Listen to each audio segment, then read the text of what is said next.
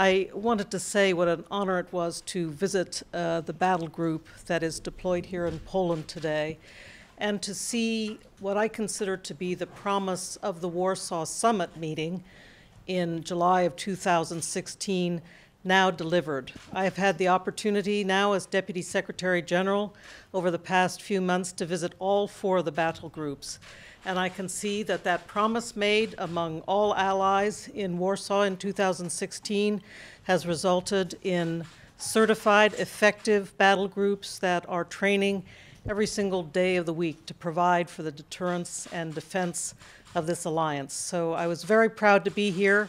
I was very proud to see the troops who are here, the Polish troops, of course, ably commanded, and the framework nation being Poland.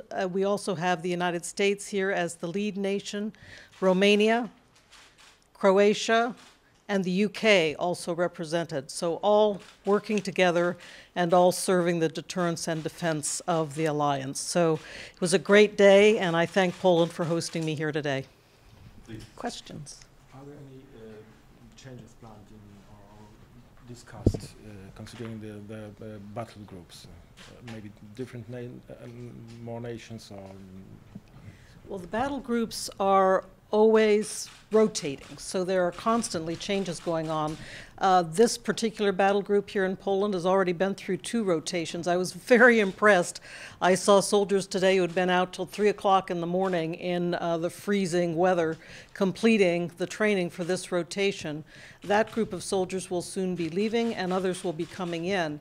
Now it's up to nations to decide whether they wish to contribute or not. So I think it's entirely possible that in the future the battle group here in Poland will have different NATO allies participating, but at the moment, as I mentioned a moment ago, it's together with the United States and Poland, it's UK, Croatia, and Romania. But we mean rather replacing nations by nation, not withdrawing, not taking down the amounts of soldiers or something like this, rather replacing. Yes, it's a rotation, so they are replacing the troops that are here.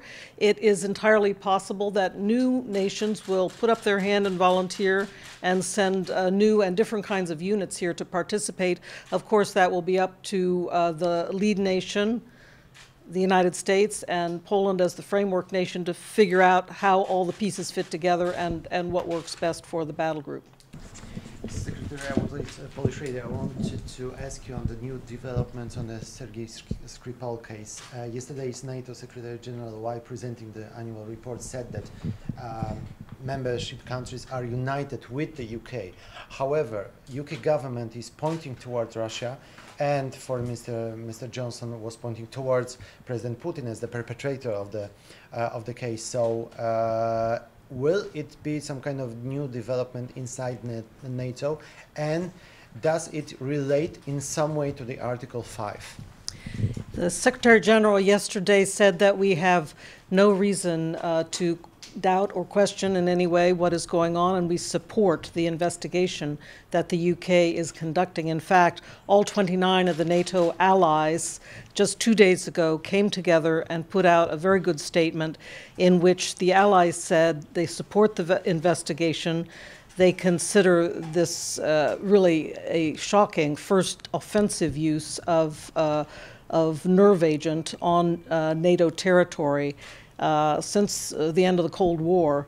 And so this is really quite indeed a serious development, and all of the NATO allies are joined together in solidarity in supporting the UK and its efforts to respond. But does this may relate to Article 5 in some way, when UK is pointing towards Russia without any doubts from their side? You know, with regard to Article 5, it's really up to the nation that is affected to really call upon NATO allies. So I think that it's up to the UK, and I've seen reference in the UK press to this kind of conversation going on in the press, but as far as the UK government is concerned, it hasn't been a matter that's been brought to NATO. It's not for the allies to take this matter up. It would be for the UK to take it up. Okay. Could I underscore one fact, and that is really since the beginning of NATO, we have never seen this kind of use of an offensive nerve agent in this way.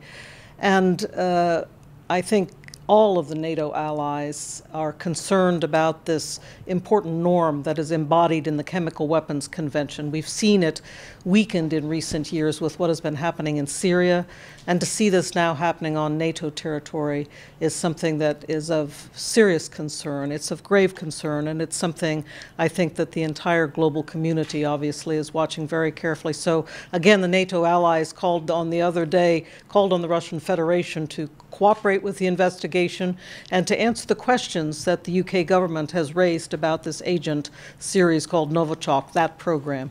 Is this also your call for the Russia to cooperate into the investigation?